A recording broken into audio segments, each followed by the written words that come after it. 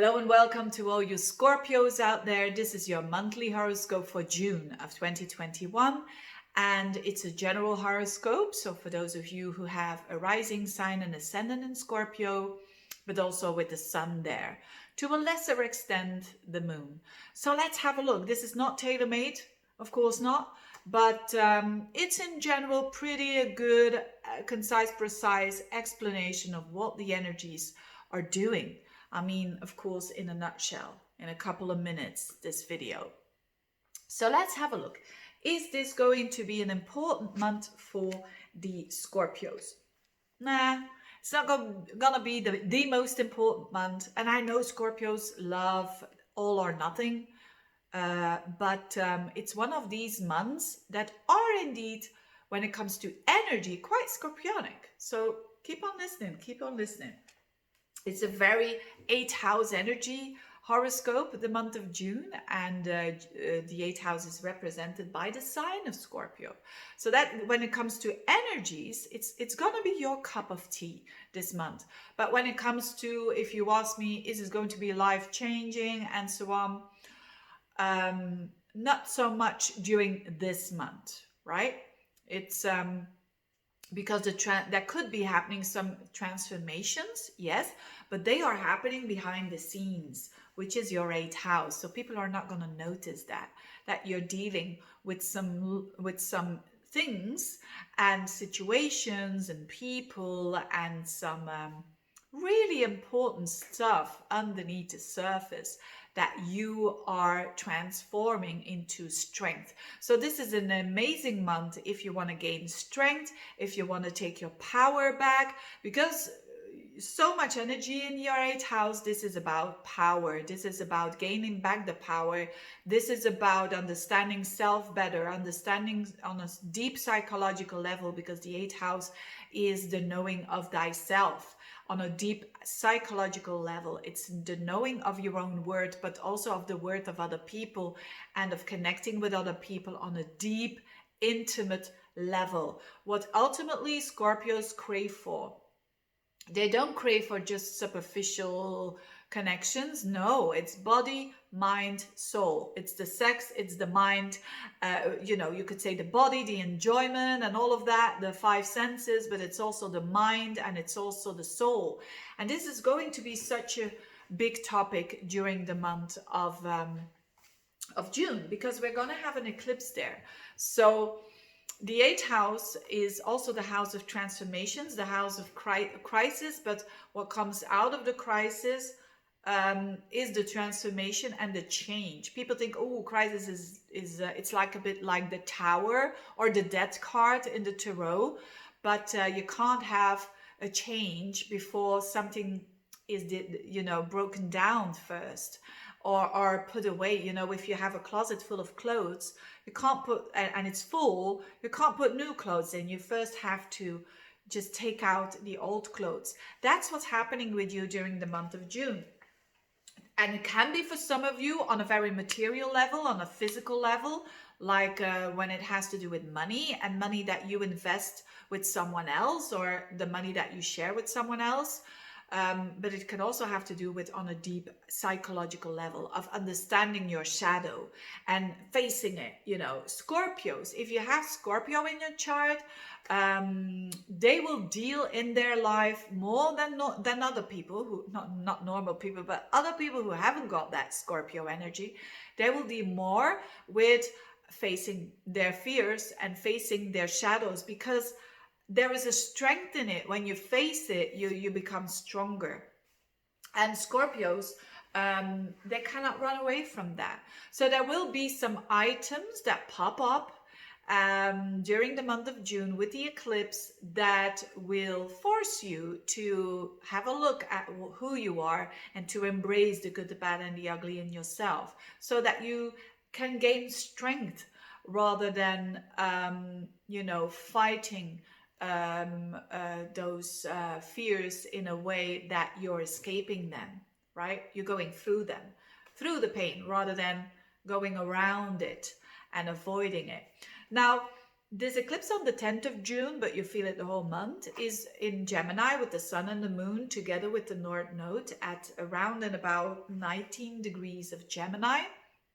And that means planting new seeds, planting new beginnings. So for you, it's a new beginning around your own understanding. A deeper understanding of self always gives you more power, always gives you more strength.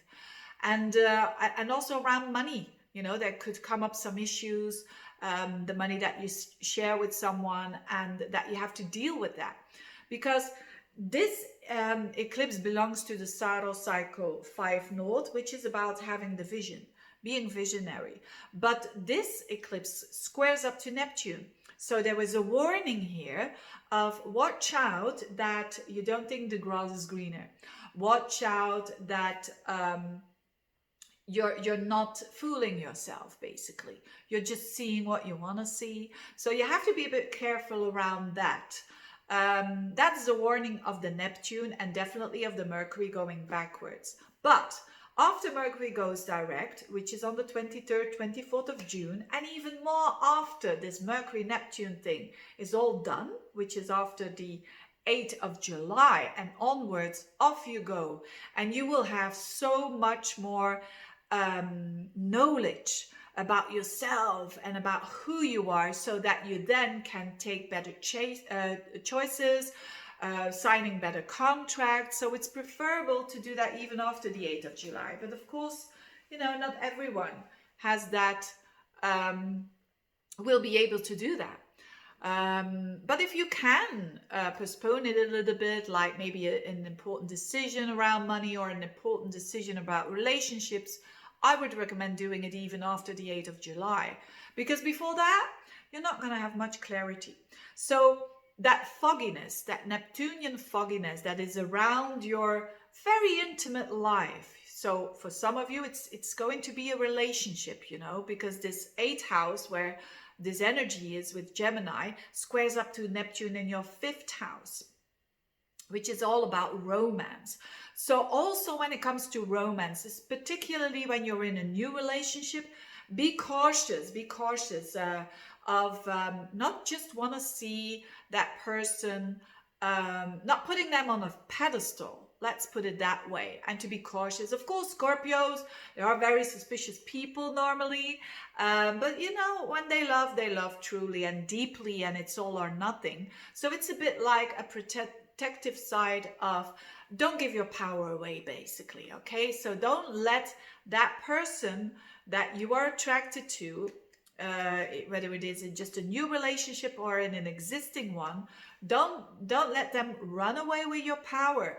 That means follow your integrity. And if you think like, this is not my integrity, like for instance, it's the house of sex, right? The 5th house, when this you're meeting someone new, and when that person is doing things to you that you don't feel like, oh, what the hell is this? I don't like this. Say it, you know, just don't think that this has to be that way. It's just a different way. It's not a bad way, but this could be a bit confusing even with the Neptunian energy. The same for a hobby or for a new project or for even a business that you're trying to start up. Be very cautious now with investing, with putting your money into it. And I'm not saying this because it's the weird timings that we're having on a collective level. No, I'm saying this because these are the energy typically for Scorpio. Okay? Doesn't mean to say to not take any decision. It only means to say use this insecurity that you're having around these topics to become clear and to investigate and to analyze and to look at it from a distance a little bit and to observe. You know, Scorpios are very good at observing, right? Use that energy. So use that insecurity to get to your point around the end of June, or even better around after the first week of July. Okay. But at the same time, there's some good energy there as well, with Mars entering Leo around after the 12th of the month. Mars is going to be at the top of your chart, and Mars is you. So Mars in Leo means that you can be very go-getter mentality, acting, but also having some competition there when it comes to your work. So if you want to improve your work, if you want to fix problems, if you want, that is a good energy there.